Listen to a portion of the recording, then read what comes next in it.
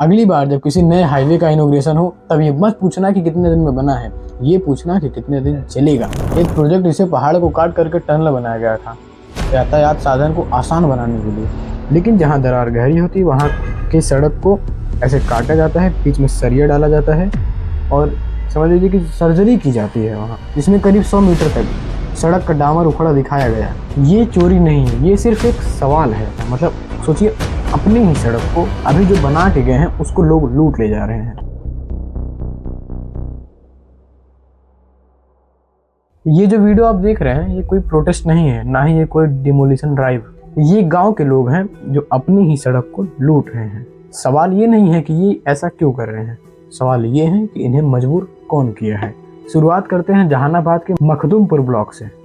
औदान बीघा गांव, यहाँ मुख्यमंत्री ग्राम सड़क योजना के तहत गांव में सड़क बन रही थी, जहां ढलाई हुई उसके बाद गांव वाले जो थे वहां पे जो कंक्रीट थी सब तसले में भर के फरसे से निकाल के सब लूट ले जा रहे हैं। मतलब सोचिए, अपनी ही सड़क को अभी जो बना के गए हैं उसको लोग लूट ले जा रहे हैं। ये वीडियो वायरल हुआ, पुरुष महिला बुजुर्ग सब। ये चोरी नहीं है, ये सिर्फ एक सवाल है। जब सड़क बनती ही इतनी कमजोर है, जहाँ जवाबदेही इतनी बिखरी हुई है, वहाँ जनता उसे खुद भी एक संसाधन की तरह देखने लगती है।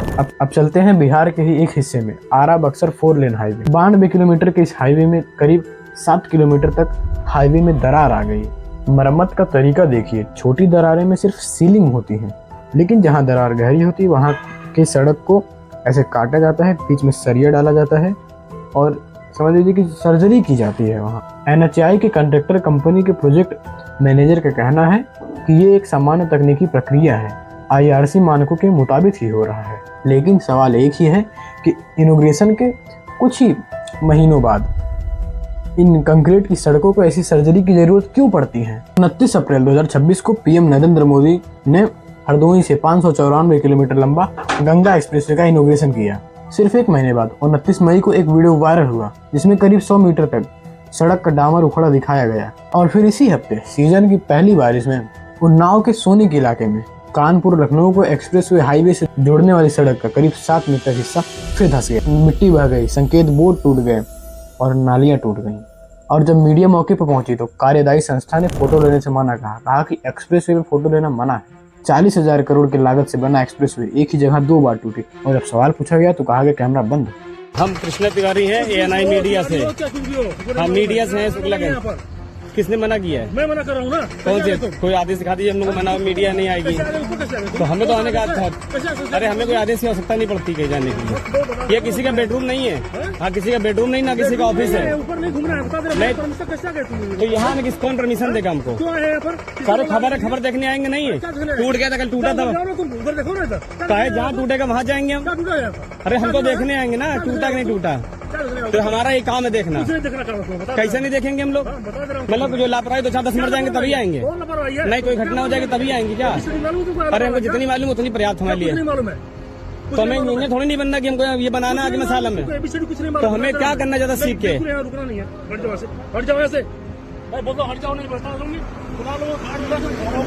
बुलवाइए गार्ड को, देखे कहाँ ले जाएगा हमको उठा के। अरे जिला तो नाम खड़े ना, अमेरिकन थोड़ी नहीं खड़े हम। तो हम कौन अमेरिका से आए? भाषा देख। अब चलते हैं महाराष्ट्र। मुंबई पुणे एक्सप्रेसवे का सबसे बड़ा engineering project missing link 13.3 kilometre का ये स्ट्रेच 2 टनल और एक केबल स्टेट ब्रिज के जरिए खोपली और लोनावाला को जोड़ता है और ये सिर्फ 2 ही महीने पहले ऑपरेशनल हुआ था। जुलाई के सुबह लगातार बारिश के बाद टनल 2 के एग्जिट के पास पहाड़ का एक हिस्सा ढह गया। पुणे से मुंबई की इस लेन को पूरी तरह बंद करना पड़ा। MSRDC ने खुद माना कि भारी बारिश के कारण लैंडस्लाइड हुआ। सुरक्षा के लिए ट्रैफिक को डाइवर्ट किया गया। एक प्रोजेक्ट इसे पहाड़ को काट करके टनल बनाया गया था, यातायात साधन को आसान बनाने के लिए। वही पहाड़ी सिर्फ 2 महीने के ऑपरेशन के बाद पहली भारी बारिश में खिसक गई। बिहार की चोरी, बिहार का सर्जरी और यूपी का एक्सप्रेसवे और महाराष्ट्र के टनल, 3 अलग राज्य, 4 अलग घटनाएं, लेकिन एक ही जड़। इंडिया में रोड के ज्यादातर कॉन्ट्रैक्ट सबसे सस्ते बिल्डर को मिलते हैं, कभी कभी ऑफिशियल स्टेटमेंट से 40 से 50% कम प्राइस पर। जब बजट ही आधा है तो कॉन्ट्रैक्टर उस लेयर को काटता है जो दिखती नहीं, पतला asphalt, कमजोर मिट्टी रोकने का काम, स्किप किए गए लैब टेस्ट। और जब सड़क खराब निकलती है तो सरकार उसे 2 तरीके से ठीक करती है। एक तो पहला सर्जरी करके सील देती है, जैसे बिहार में हुआ, और दूसरा, जब मीडिया पहुंचती है तो कैमरा बंद करा दिया जाता है। जैसे उन्नाव में बिहार में जनता सड़क को चुरा रही है और उसी बिहार में सड़क की सर्जरी हो रही है। यूपी में एक्सप्रेसवे 2 बार धंस चुका है। महाराष्ट्र में सिर्फ 2 ही महीने पहले इनॉग्रेट हुआ मिसिंग लिंक खिसक रहा है। 3 राज्य और 4 अलग अलग तस्वीरें, लेकिन एक ही सिस्टम, एक ही टेंडरिंग प्रोसेस। जो सबसे सस्ता कॉन्ट्रैक्टर चुनता है, एक गवर्नेंस स्ट्रक्चर जो जिम्मेदारी बिखरा देती है। और जब सवाल उठे तो कैमरा बंद करवाओ, पैच वर्क करा दो या रिपोर्ट में सेटिस्फैक्ट्री लिख दो। अगली बार जब किसी नए हाईवे का इनॉग्रेशन हो, तब ये मत पूछना कि कितने दिन में बना है, ये पूछना कि कितने दिन चलेगा। और जब नहीं टिकेगा तो कैमरे के सामने आकर जवाब कौन देगा। बाकी आज के लिए इतना ही। ये वीडियो अगर आपको पसंद आया हो तो जरूर से जरूर शेयर करना। बाकी राम राम।